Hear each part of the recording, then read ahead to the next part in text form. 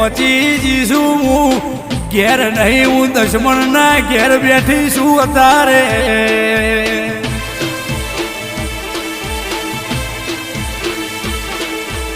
જગતના ભુવાય આવી છી પૂછો પાડી છી પણ કોઈને જડતી નથી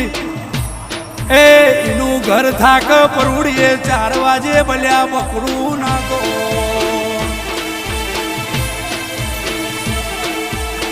કે હું ભલ્યાની શિકોતર આવી